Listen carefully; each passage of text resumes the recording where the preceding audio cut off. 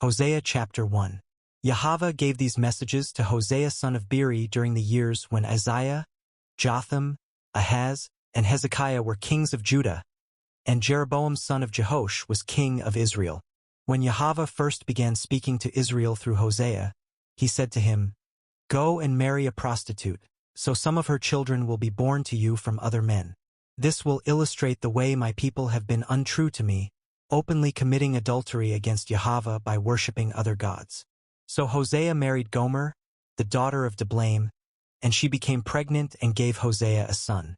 And Yahweh said, "Name the child Jezreel, for I am about to punish King Jehu's dynasty to avenge the murders he committed at Jezreel. In fact, I will put an end to Israel's independence by breaking its military power in the Jezreel Valley." Soon Gomer became pregnant again and gave birth to a daughter. And Yahweh said to Hosea, "Name your daughter Loruhamah, not loved, for I will no longer show love to the people of Israel or forgive them. But I, Yahweh their Elohim, will show love to the people of Judah. I will personally free them from their enemies without any help from weapons or armies." After Gomer had weaned Loruhamah, she again became pregnant and gave birth to a second son. And Yahweh said, "Name him Lo-Ammi, not my people, for Israel is not my people, and I am not their Elohim. Yet the time will come when Israel will prosper and become a great nation. In that day its people will be like the sands of the seashore, too many to count. Then, at the place where they were told, 'You are not my people,' it will be said, 'You are children of the living Elohim.' Then the people of Judah and Israel will unite under one leader, and they will return from exile together. What a day that will be, the day of Jezreel, when Elohim will again plant his people in his land." Chapter 2. In that day you will call your brothers Ammi, my people, and you will call your sisters Ruhamah, the ones I love. But now call Israel to account, for she is no longer my wife, and I am no longer her husband. Tell her to take off her garish makeup and suggestive clothing, and to stop playing the prostitute. If she doesn't, I will strip her as naked as she was on the day she was born. I will leave her to die of thirst, as in a desert or a dry and barren wilderness. And I will not love her children as I would my own, because they are not my children. They were conceived in adultery. For their mother is a shameless prostitute and became pregnant in a shameful way. She said, "I'll run after other lovers and sell myself to them for food and drink, for clothing of wool and linen, and for olive oil. But I will fence her in with thorn bushes. I will block the road to make her lose her way. When she runs after her lovers, she won't be able to catch up with them. She will search for them but not find them. Then she will think, 'I might as well return to my husband because I was better off with him than I am now.' She doesn't realize that it was I who gave her everything she has, the grain, the wine, the olive oil. Even the gold and silver she used in worshipping the god Baal were gifts from me. But now I will take back the wine and ripened grain I generously provided each harvest season. I will take away the linen and wool clothing I gave her to cover her nakedness. I will strip her naked in public, while all her lovers look on. No one will be able to rescue her from my hands. I will put an end to her annual festivals, her new moon celebrations, and her Sabbath days, all her appointed festivals. I will destroy her vineyards and orchards, things she claims her lovers gave her. I will let them grow into tangled thickets, where only wild animals will eat the fruit. I will punish her for all the times she deserted me, when she burned incense to her images of Baal, put on her earrings and jewels, and went out looking for her lovers, says Yahweh. But then I will win her back once again. I will lead her out into the desert and speak tenderly to her there. I will return her vineyards to her and transform the valley of trouble into a gateway of hope. She will give herself to me there, as she did long ago when she was young, when I freed her from her captivity in Egypt. In that coming day, says Yahweh, you will call me my husband instead of my master. O Israel, I will cause you to forget your images of Baal. Even their names will no longer be spoken. At that time I will make a covenant with all the wild animals and the birds and the animals that scurry along the ground so that they will not harm you. I will remove all weapons of war from the land, all swords and bows, so you can live unafraid in peace and safety. I will make you my wife forever, showing you righteousness and justice, unfailing love and compassion. I will be faithful to you and make you mine, and you will finally know me as Yahweh. In that day, says Yahweh, I will answer the pleading of the sky for clouds, which will pour down water on the earth in answer to its cries for rain. Then the earth will answer the thirsty cries of the grain, the grapes, and the olive trees for moisture. And the whole grand chorus will sing together, Jezreel, Elohim plants. At that time I will plant a crop of Israelites and raise them for myself. I will show love to those I called not loved, and to those I called not my people. I will say, now you are my people. Then they will reply, you are our Elohim. Chapter 3. Then Yahweh said to me, go and get your wife again. Bring her back to you and love her, even though she loves adultery. For Yahweh still loves Israel even though the people have turned to other gods, offering them choice gifts. So I bought her back for 15 pieces of silver and about 5 bushels of barley and a measure of wine. Then I said to her, you must live in my house for many days and stop your prostitution. During this time you will not have sexual intercourse with anyone, not even with me. This illustrates that Israel will be a long time without a king or prince, and without sacrifices, temple, priests, or even idols. But afterward the people will return to Yahweh their Elohim and to David's descendant, their king. They will come trembling in awe to Yahweh, and they will receive his good gifts in the last days. Chapter 4. Hear the word of Yahweh, O people of Israel. Yahweh has filed a lawsuit against you, saying, there is no faithfulness, no kindness, no knowledge of Elohim in your land. You curse and lie and kill and steal and commit adultery. There is violence everywhere, with one murder after another.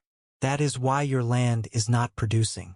It is filled with sadness, and all living things are becoming sick and dying. Even the animals, birds, and fish have begun to disappear. Don't point your finger at someone else and try to pass the blame.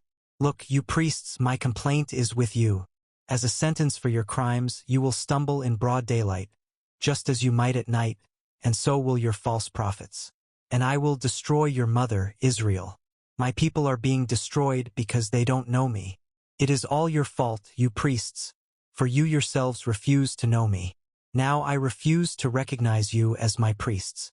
Since you have forgotten the laws of your Elohim, I will forget to bless your children. The more priests there are, the more they sin against me. They have exchanged the glory of Elohim for the disgrace of idols. The priests get fed when the people sin and bring their sin offerings to them. So the priests are glad when the people sin. Like priests, like people, since the priests are wicked, the people are wicked too. So now I will punish both priests and people for all their wicked deeds. They will eat and still be hungry. Though they do a big business as prostitutes, they will have no children, for they have deserted Yahweh to worship other gods. Alcohol and prostitution have robbed my people of their brains. They are asking a piece of wood to tell them what to do. They think a stick can tell them the future. Longing after idols has made them foolish. They have played the prostitute, serving other gods and deserting their Elohim. They offer sacrifices to idols on the tops of mountains.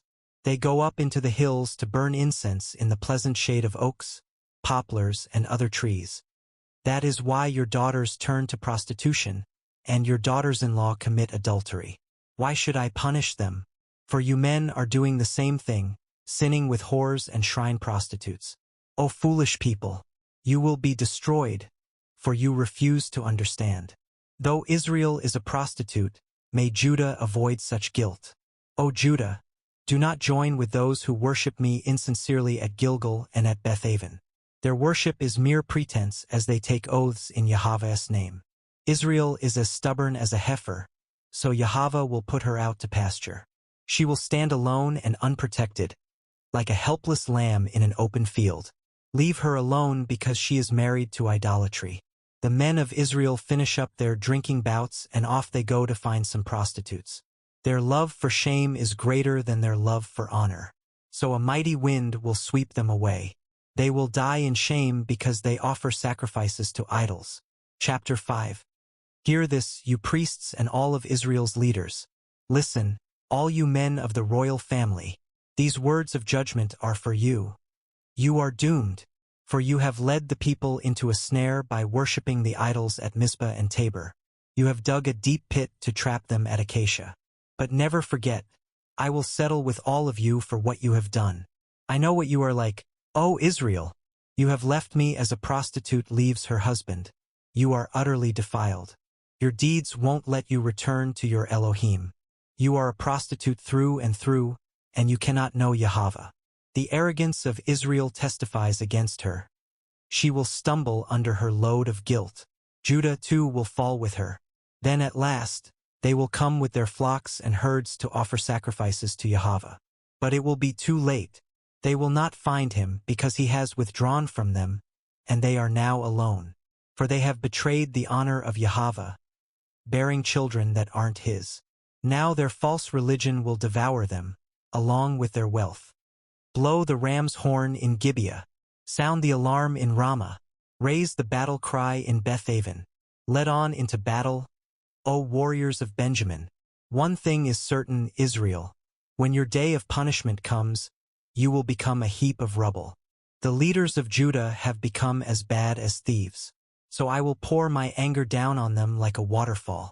The people of Israel will be crushed and broken by my judgment because they are determined to worship idols. I will destroy Israel as a moth consumes wool. I will sap Judah's strength as dry rot weakens wood. When Israel and Judah saw how sick they were, Israel turned to Assyria, to the great king there, but he could neither help nor cure them. I will tear at Israel and Judah as a lion rips apart its prey. I will carry them off, and there will be no one left to rescue them. Then I will return to my place until they admit their guilt and look to me for help. For as soon as trouble comes, they will search for me. Chapter 6. Come, let us return to Yahweh. He has torn us in pieces. Now he will heal us. He has injured us. Now he will bandage our wounds. In just a short time, he will restore us so we can live in his presence. Oh, that we might know Yahweh. Let us press on to know him. Then he will respond to us as surely as the arrival of dawn or the coming of rains in early spring. O Israel and Judah, what should I do with you? Asks Yahweh. For your love vanishes like the morning mist and disappears like dew in the sunlight. I sent my prophets to cut you to pieces. I have slaughtered you with my words, threatening you with death. My judgment will strike you as surely as day follows night. I want you to be merciful. I don't want your sacrifices. I want you to know Elohim. That's more important than burnt offerings. But like Adam, you broke my covenant and rebelled against me. Gilead is a city of sinners, tracked with footprints of blood. Its citizens are bands of robbers, lying in ambush for their victims. Gangs of priests murder travelers along the road to Shechem and practice every kind of sin. Yes, I have seen a horrible thing in Israel. My people have defiled themselves by chasing after other gods. O Judah, a harvest of punishment is also waiting for you, though I wanted so much to restore the fortunes of my people. Chapter 7. I wanted to heal Israel, but its sins were far too great. Samaria is filled with liars, thieves, and bandits. People don't realize I am watching them. Their sinful deeds are all around them. I see them all.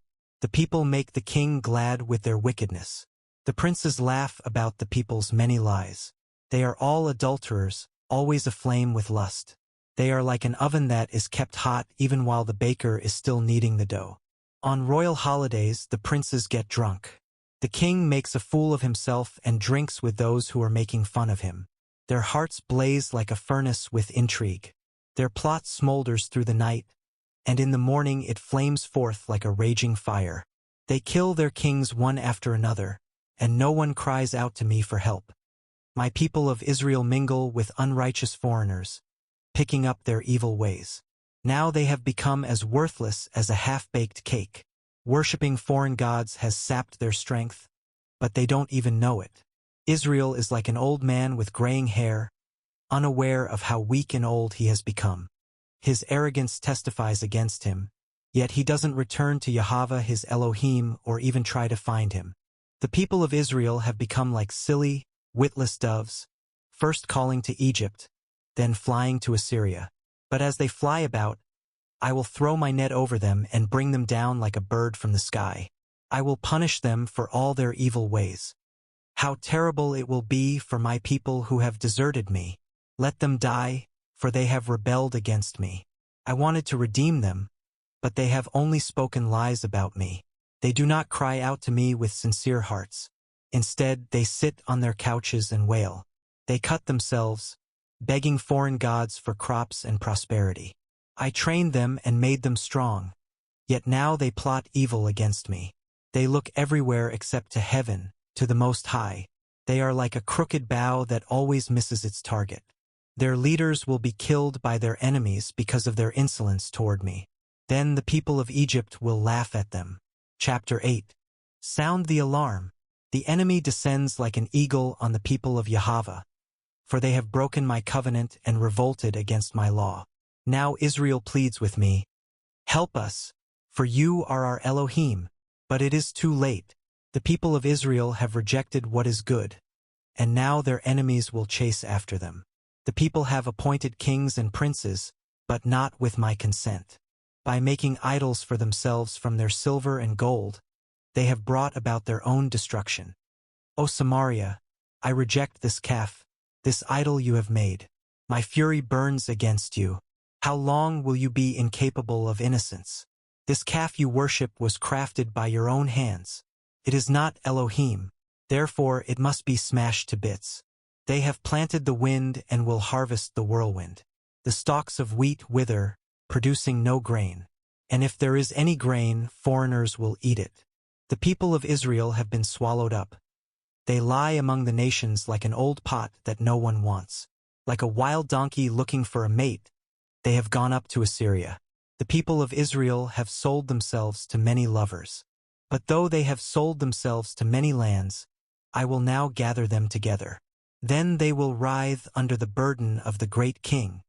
Israel has built many altars to take away sin, but these very altars became places for sinning. Even though I gave them all my laws, they act as if those laws don't apply to them. The people of Israel love their rituals of sacrifice, but to me their sacrifices are all meaningless. I will call my people to account for their sins, and I will punish them. They will go back down to Egypt. Israel has built great palaces, and Judah has fortified its cities. But they have both forgotten their Maker. Therefore, I will send down fire on their palaces and burn their fortresses. Chapter 9. O people of Israel, do not rejoice as others do. For you have been unfaithful to your Elohim, hiring yourselves out like prostitutes, offering sacrifices to other gods on every threshing floor. So now your harvests will be too small to feed you. The grapes you gather will not quench your thirst. You may no longer stay here in this land of Yahweh. You will be carried off to Egypt and Assyria, where you will live on food that is ceremonially unclean. There, far from home, you will not be allowed to pour out wine as a sacrifice to Yahweh. None of the sacrifices you offer there will please him. Such sacrifices will be unclean, just as food touched by a person in mourning is unclean. All who present such sacrifices will be defiled. They may eat this food to feed themselves, but they may not offer it to Yahweh. What then will you do on festival days? What will you do on days of feasting in Yahweh's presence? Even if you escape destruction from Assyria, you will be conquered by Egypt. Memphis will bury you. Briars will take over your treasures of silver. Brambles will fill your homes. The time of Israel's punishment has come. The day of payment is almost here. Soon Israel will know this all too well. The prophets are crazy, the people shout. The inspired men are mad, so they taunt. For the nation is burdened with sin and shows only hatred for those who love Elohim. The prophet is a watchman for my Elohim over Israel, yet traps are laid in front of him wherever he goes. He faces hostility even in the house of Elohim. The things my people do are as depraved as what they did in Gibeah long ago. Elohim will not forget. He will surely punish them for their sins. Yahweh says, O Israel, when I first found you, it was like finding fresh grapes in the desert. When I saw your ancestors, it was like seeing the first ripe figs of the season. But then they deserted me for Baal Peor. giving themselves to that shameful idol. Soon they became as vile as the God they worshipped. The glory of Israel will fly away like a bird, for your children will die at birth or perish in the womb or never even be conceived. Even if your children do survive to grow up, I will take them from you. It will be a terrible day when I turn away and leave you alone. I have watched Israel become as beautiful and pleasant as Tyre. But now Israel will bring out her children to be slaughtered. O Yahweh, what should I request for your people? I will ask for wombs that don't give birth and breasts that give no milk. Yahweh says, all their wickedness began at Gilgal. There I began to hate them. I will drive them from my land because of their evil actions. I will love them no more because all their leaders are rebels. The people of Israel are stricken. Their roots are dried up. They will bear no more fruit. And if they give birth, I will slaughter their beloved children. My Elohim will reject the people of Israel because they will not listen or obey. They will be wanderers, homeless among the nations. Chapter 10. How prosperous Israel is, a luxuriant vine loaded with fruit. But the more wealth the people got, the more they poured it on the altars of their foreign gods. The richer the harvests they brought in, the more beautiful the statues and idols they built. The hearts of the people are fickle. They are guilty and must be punished. Yahweh will break down their foreign altars and smash their many idols. Then they will say, we have no king because we didn't fear Yahweh. But what's the difference? What could a king do for us anyway? They spout empty words and make promises they don't intend to keep. So perverted justice springs up among them like poisonous weeds in a farmer's field. The people of Samaria tremble for their calf idol at Bethaven. The people mourn over it, and the priests wail for it, because its glory will be stripped away. This idol they love so much will be carted away with them when they go as captives to Assyria, a gift to the great king there. Israel will be laughed at and shamed because its people have trusted in this idol. Samaria will be cut off, and its king will disappear like a chip of wood on an ocean wave. And the pagan shrines of Avon, the place of Israel's sin, will crumble. Thorns and thistles will grow up around them. They will beg the mountains to bury them and the hills to fall on them. Yahweh says, O Israel, ever since that awful night in Gibeah, there has been only sin and more sin. You have made no progress whatsoever. Was it not right that the wicked men of Gibeah were attacked? Now I will attack you, too, for your rebellion and disobedience. I will call out the armies of the nations to punish you for your multiplied sins. Israel is like a trained heifer accustomed to treading out the grain, an easy job that she loves. Now I will put a heavy yoke on her tender neck. I will drive her in front of the plow. Israel and Judah must now break up the hard ground. Their days of ease are gone. I said, plant the good seeds of righteousness, and you will harvest a crop of my love.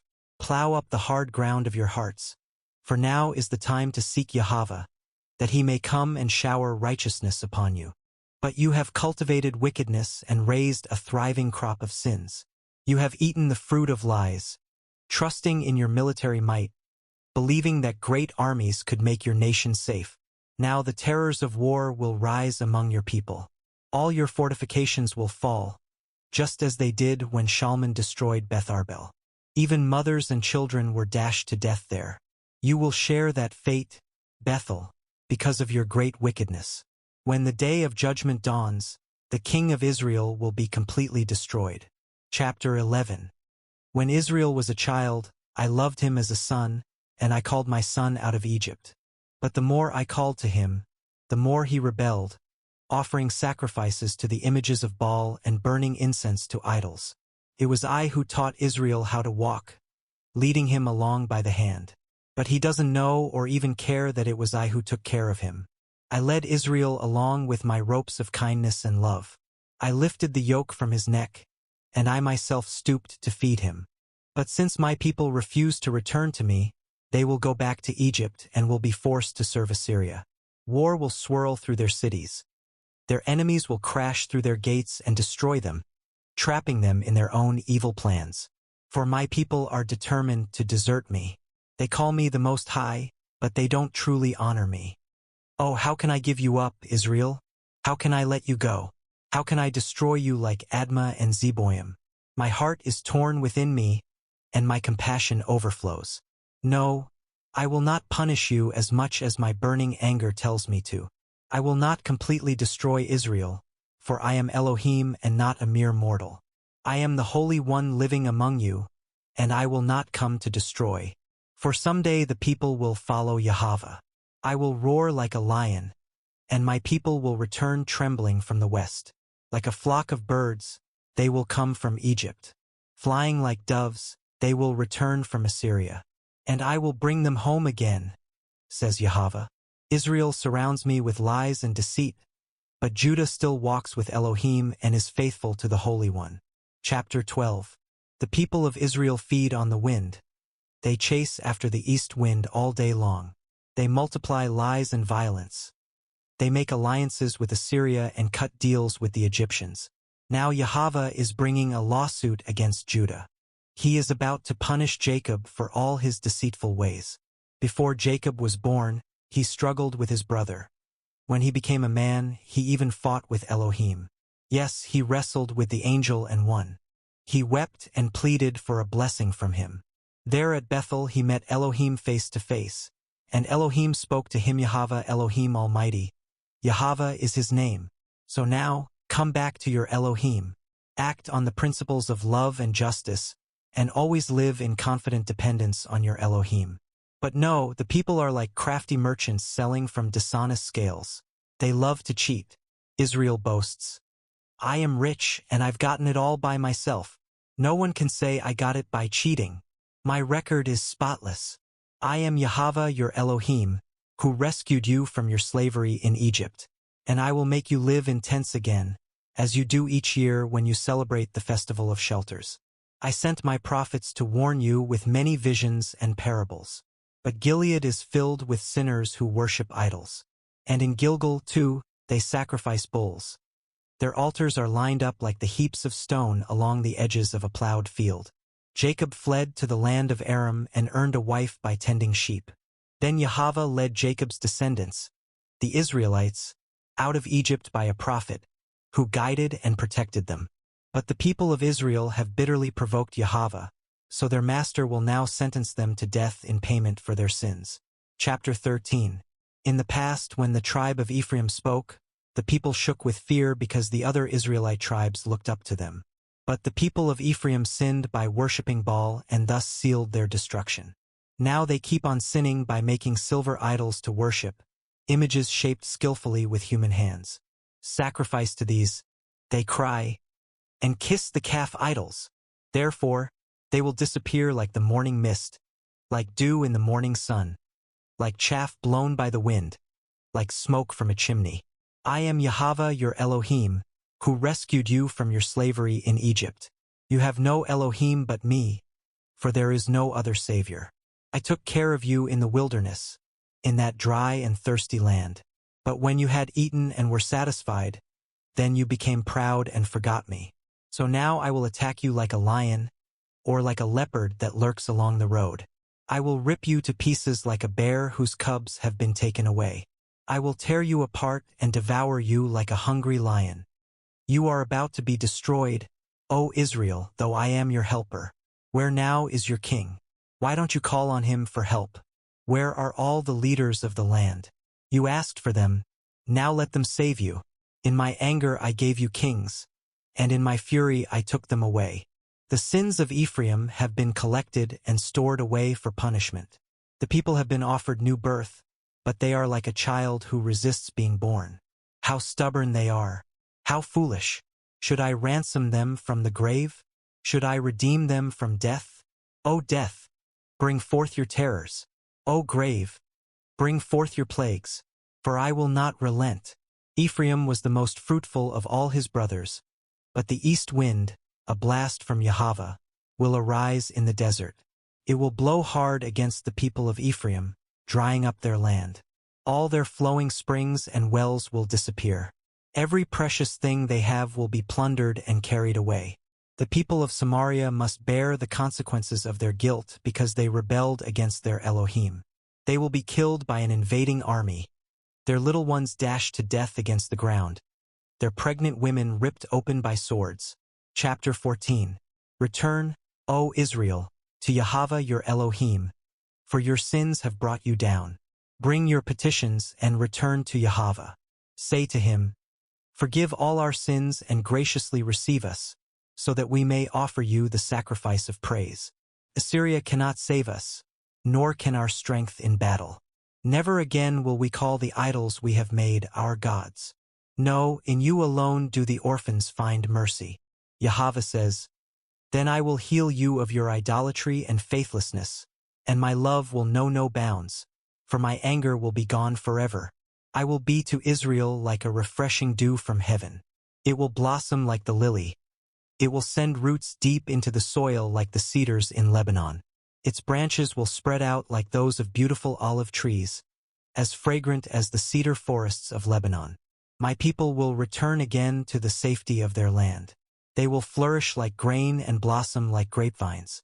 They will be as fragrant as the wines of Lebanon. O Israel, stay away from idols. I am the one who looks after you and cares for you. I am like a tree that is always green, giving my fruit to you all through the year. Let those who are wise understand these things. Let those who are discerning listen carefully. The paths of Yahweh are true and right, and righteous people live by walking in them. But sinners stumble and fall along the way.